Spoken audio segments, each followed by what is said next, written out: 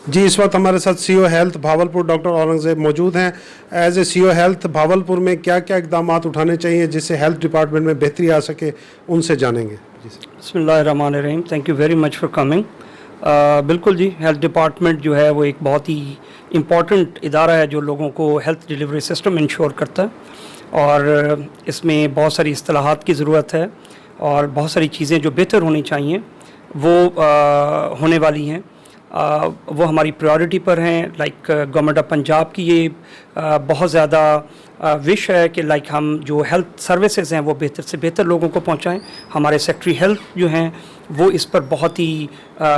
शिद्दत के साथ इस पर काम कर रहे हैं और जो उनकी नीचे टीम है वो मुसलसल इसकी जदोजहद कर रही है कि हम पंजाब के अंदर हेल्थ डिलीवरी सिस्टम को कैसे बेहतर कर सकें।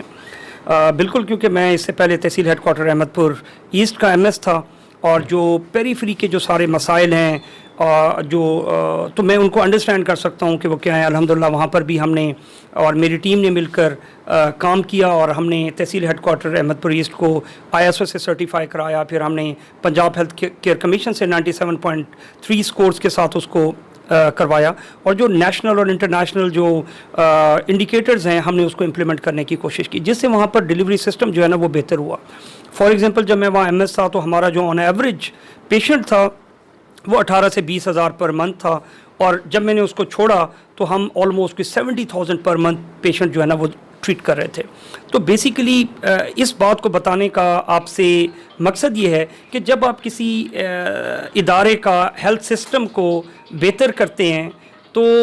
उससे क्या होता है कि लोग उसकी तरफ मूव करना। हमने तो तकरीबन कोई 50,000 के करीब लोग जो हैं उस हेल्थ सिस्टम के अंदर जो हैं वो ऐड किए हैं,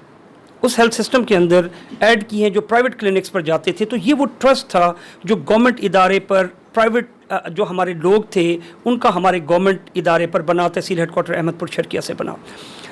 बेसिकली एज एन CEO मैं I am very thankful to my department के जिन्होंने मुझ पर यह ट्रस्ट किया है और मैं उस बहुत बड़ी जिम्मेदारी को अपने कंधों पर महसूस कर रहा हूँ कि बहुत सारी एक्सपेक्टेशन है मेरे डिपार्टमेंट को मुझसे और मैं इस प्रॉमिस के साथ यहाँ पर ठहरा हूँ कि I will do my level best कि मैं अपने डिस्ट्रिक्ट के अंदर अपनी जो हेल्थ डिलीवरी सिस्टम है उसको कैसे बेहतर कर सकते हैं। सर, हेल्थ डिपार्टमेंट में ऐसी कौन सी खामी है जिसे आप सबसे पहले जो है बेहतरी की तरफ ले जाना चाहेंगे? बिल्कुल जी, उसमें बहुत सारा जो सबसे ज़्यादा इम्पॉर्टेंट है कि हेल्थ इंटीग्रेटेड जो सिस्टम है मैं चाहूँगा कि डिस्ट्रिक्ट के अंदर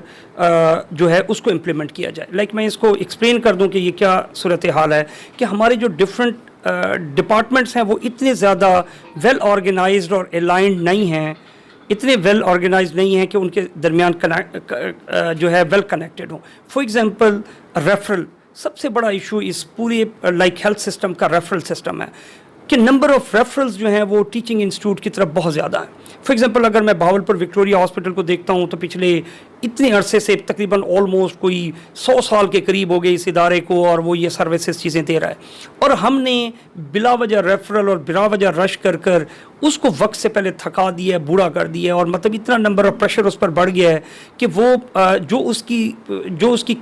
एक रियल सेंस में एक टीचिंग हॉस्पिटल के अंदर लोगों को स्पेशलाइज सर्विसेज मिलनी चाहिए वो उसकी बजाय नॉर्मल जो पेशेंट्स हैं वो उनको अपना ज़्यादातर एनर्जी उनको वेस्ट करने पर कर देता है, उन पर खर्च कर देता है। हमारा ये है कि मैं अपने डिस्ट्रिक्ट में इसको कोशिश करूंगा अपने तहसील हेडक्वार्टर से और अपने RSCs और BHOs से कि जस्टिफाइड किस्म की जो रेफरल हैं वो होने चाहिए। और पूरी दुनिया में एक उसूल है कि जब भी कोई रेफरल होता है तो आप रेफ़र करने से पहले अथॉरिटी उसको रेफ़र करती है। फॉर एग्जांपल, अगर किसी आर्थोपेडिक का है तो लोकल वहाँ जो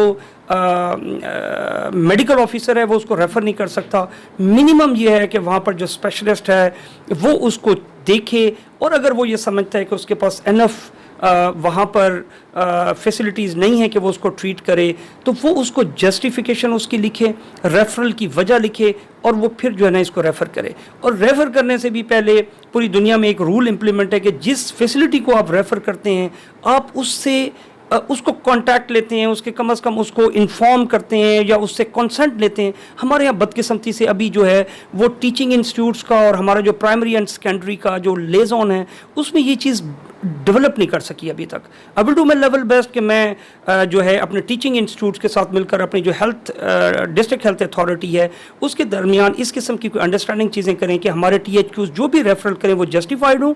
और वो कम से कम कंसेंट के साथ यहाँ पर पेशेंट करें। उससे एक फ़ायदा ये भी होगा कि जब आप गेट पर आकर पता चलता है कि किस नोयत की और कितनी सिवियरिटी की जो है वो इमरजेंसी ने लैंड किया है BVH के अंदर, जब आप उनको 40-45 मिनट्स पहले बता देंगे तो उसकी अरेंजमेंट्स भी होंगी उनके पास, उसके लिए वो मुनासिब इंतज़ाम भी कर चुके होंगे और मेंटली तौर पर भी तैयार होंगे कि ये जो पेशेंट आ रहा है उसको किस लेवल की जो है ना वो फैसिलिटी चाहिए, और वो उसको इंश्योर करेंगे इंशाल्लाह।